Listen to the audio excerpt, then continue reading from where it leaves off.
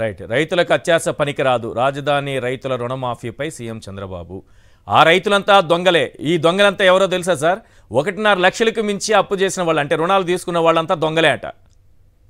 ఇప్పుడు వాళ్ళు ఓట్లేశారు, ఈయన మాటలు నమ్మి ఓట్లేసినందుకు దొంగలు అనే ముద్ర ఎంచుకున్నారు. రైతులంటే ఎంత చిన్న చూపు అనడానికి ఇదొక నిదర్శనం. 2 సందర్భాల్లో ఆయన రైతుల గురించి మాట్లాడినటువంటి మాటలు. ఎస్ వెంకటరెడ్డి గారు ఏం చెప్తారు ఈ మేనిఫెస్టోల గురించి? ఈశ్వర్ గారు, ముందుగా మీకు ప్యానల్లో ఉన్న అందరికీ, అట్లానే సాక్షి టీవీ ప్రేక్షకులందరికీ గుడ్ ఈవినింగ్, నమస్కారాలు. ఏదైతే ఎన్నికల ప్రణాళిక మన మేనిఫెస్టో, అది నిజంగా మిగిలిన రాజకీయ పార్టీలు ఎన్నికలు వస్తున్నప్పుడు పక్క రాష్ట్రంలో ఏ హామీలు ఇచ్చారు, ఇంకా ఆ పక్క రాష్ట్రంలో ఏమి ఇచ్చారు, ఇప్పుడున్న అధికార పార్టీ ఏమి ఇచ్చింది, దాన్ని మళ్ళీ కాపీ కొట్టి దానికి ఇంకొద్దిగా పెంచేద్దామా, ఇలాంటి ఎన్నికల ప్రణాళికలో మనం 2014-19 ఎన్నికల దాకా మనం చూసాం. కానీ 2019 ఎన్నికల్లో ఫస్ట్ టైం జగన్మోహన్ రెడ్డి గారు ప్రజల దగ్గరికి వెళ్ళి ఆ ప్రజల కష్టాలను నేరుగా తెలుసుకొని మనం ఏ విధంగా ప్రజలకి పేదరికం నుంచి బయటకు తీసుకురాగలం అనేది కదా, వాళ్ళ దగ్గర నుంచి డైరెక్ట్గా అర్జీలు తీసుకొని దాన్ని అన్నింటినీ క్రోడీకరించి, అంటే ఆ ప్రజల్లోకి పాదయాత్ర ద్వారా వెళ్ళకముందు నవరత్నాలు అయినా అనౌన్స్ చేసాం. ఆ నవరత్నాలతో పాటు ఇంకేమేం చేయాలనేది ప్రజల దగ్గరికి వెళ్ళి తెలుసుకొని అవన్నీ కలిపి ఒక మేనిఫెస్టో రూపంలో క్రోడీకరించి పెట్టినటువంటి manifesto YSR Congress party manifesto. But అన్ని మిగిలిన పార్టీల మేనిఫెస్టోలు ఏంటంటే ఏసీ గదుల్లో కూర్చొని ఒక 4-5 మేధావులు ఓ మేనిఫెస్టో కమిటీ అని కూర్చొని, ఇప్పుడు మనం చూసాం, మనం కర్ణాటక రాష్ట్రంలో ఏమి ఇచ్చారు దాన్ని తెలంగాణలో కాపీ, తెలంగాణ కర్ణాటకలో ఏమి ఇచ్చారో దాన్ని కిచిడీ చేసి ఆంధ్రప్రదేశ్లో చంద్రబాబు నాయుడు గారు కాపీ, సూపర్ 6 లేదంటే సూపర్ 7 అని ఇంకోటి ఏదో మొన్న బీసీలకి, అంటే వాళ్ళు ఏమి ఇచ్చారు వీళ్ళు ఏమి ఇచ్చారు కాపీ. ఇక్కడ అమ్మఒడి ఒకరికి ఇస్తున్నారు కదా, సో ఇక్కడ 2కి ఇద్దాం, లేదంటే 3 కానంటే 3కి ఇద్దాం, 10 మంది కంటే 10 మందికి ఇద్దాం, ఇట్లాంటి ఇప్పుడు చూస్తున్నటువంటి పరిస్థితులు. బట్ జగన్మోహన్ రెడ్డి గారు డే 1 నుంచే 2019లో అధికారంలోకి రాకముందు ఇదిగోండి నా మేనిఫెస్టో, నేను అధికారంలోకి వస్తే ఈ మేనిఫెస్టోని అమలు చేస్తా. అధికారంలోకి వచ్చిన తర్వాత డే 1 నుంచే ఆ మేనిఫెస్టోని ఆంధ్రప్రదేశ్ రాష్ట్ర సచివాలయం దగ్గర, అదేవిధంగా 15,004 గ్రామ వార్డు సచివాలయాల దగ్గర, ఈరోజు తర్వాత 2 సంవత్సరాల తర్వాత ప్రతి గడప గడపకి మళ్ళీ ఆ మేనిఫెస్టోని తీసుకొని వెళ్ళి ఇదిగోండి నేను ఇచ్చిన మేనిఫెస్టో ఇది, ఈ మేనిఫెస్టోలో మీకు ఇవి అమలైనయా, అమలైతే మాత్రం వైఎస్ఆర్ కాంగ్రెస్ పార్టీ కోటేయండి, ఇదిగోండి మా మేనిఫెస్టో, మా మేనిఫెస్టో ద్వారా మీకు మంచి జరిగితే మీకు ఈ ప్రభుత్వం మా మేనిఫెస్టోని ప్రభుత్వం ఇంప్లిమెంట్ చేస్తే వైఎస్ఆర్ కాంగ్రెస్ పార్టీ కోటేయండి. ఇది ఇంత క్లియర్గా ఇంత క్లారిటీగా స్పష్టంగా ముఖ్యమంత్రి గారు చెప్తూ ఉన్నారు. కానీ ఈ రోజు ఉన్నటువంటి పక్కన తెలుగుదేశం పార్టీకి సంబంధించినటువంటి మేనిఫెస్టో, దాన్ని ఎందుకు మనం ప్రస్తావించాలంటే తెలుగుదేశం, భారతీయ జనతా పార్టీ, వాళ్ళిద్దరికి మద్దతు తెలిపినటువంటి జనసేన, వాళ్ళ 3 ఫోటోలతో రూపొందించినటువంటి మేనిఫెస్టో పత్రం. ఆ మేనిఫెస్టోలో 2014లో ఇచ్చినట్లు మచ్చుకున్న ఒక 11 చెప్తాను సార్, ఎక్కువ చెప్పను, 650 చెప్పాలంటే టైం సరిపోదు కాబట్టి.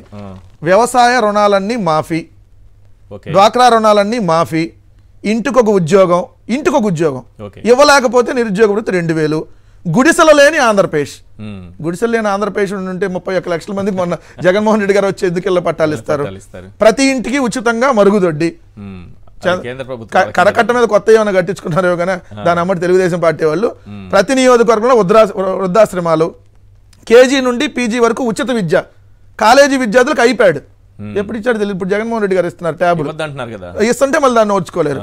ఇంకోటి సార్, వెనకబడిన తరగతులకు 100 శాసనసభ స్థానాలు, అంటే ఎస్సీ ఎస్టీ బీసీలు కలిపి 100 శాసనసభ స్థానాలు ఇస్తాడంట. ఎప్పుడన్నా ఇచ్చాడు సార్? బీసీలకు ఇప్పుడు 24 ఇచ్చాడు. ఎస్సీ ఎస్టీ రిజర్వ్డ్ కాన్స్టిట్యున్సీ ఇచ్చేది ఉంది. వివిధ జిల్లాలను అనుసంధానం చేస్తూ బుల్లెట్ ట్రైన్స్ ప్రవేశపెడతాం.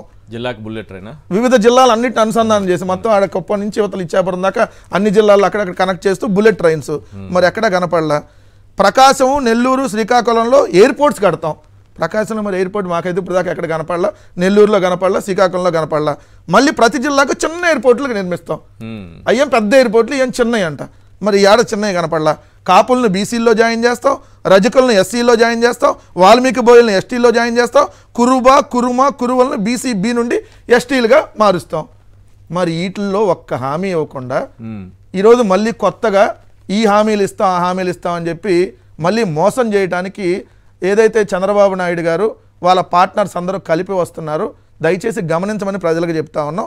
మేము ఇచ్చిన మేనిఫెస్టో ద్వారా మంచి జరిగితే మాకు ఓటేయండి, మేము ఇచ్చిన హామీలే కాకుండా ఇవ్వనటువంటి కూడా ఒక 45 జగన్మోహన్ రెడ్డి గారు ఆల్రెడీ ప్రజలకు చేరువుగా తీసుకెళ్ళగలిగారు.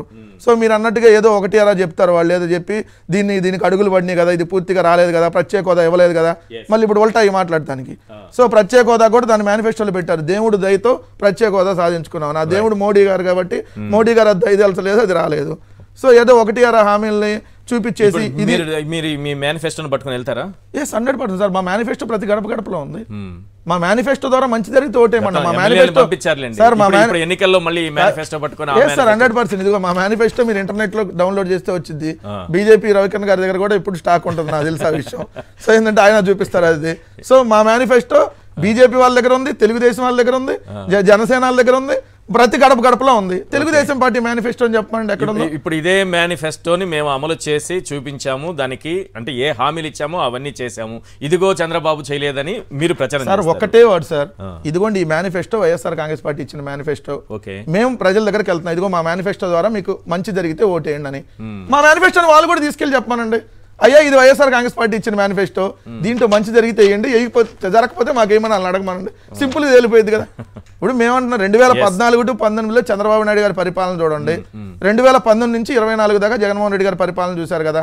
ఆ పాలన బాగుంటే వాళ్ళ కోటేయండి, మా పాలన బాగుంటే మా కోటేయమంటున్నాం. సింపుల్గా వాళ్ళని అడగమండి. అట్లానే ఇప్పుడు వాళ్ళు అడగడానికి 2014 నుంచి 19 దాకా చంద్రబాబు నాయుడు గారు అద్భుతమైన పరిపాలన అందిస్తే బీజేపీ బయటకు వచ్చి చంద్రబాబు నాయుడు గారు పోలవరాన్ని ఏటీఎం లాగా వాడుకున్నారని చెప్పరు.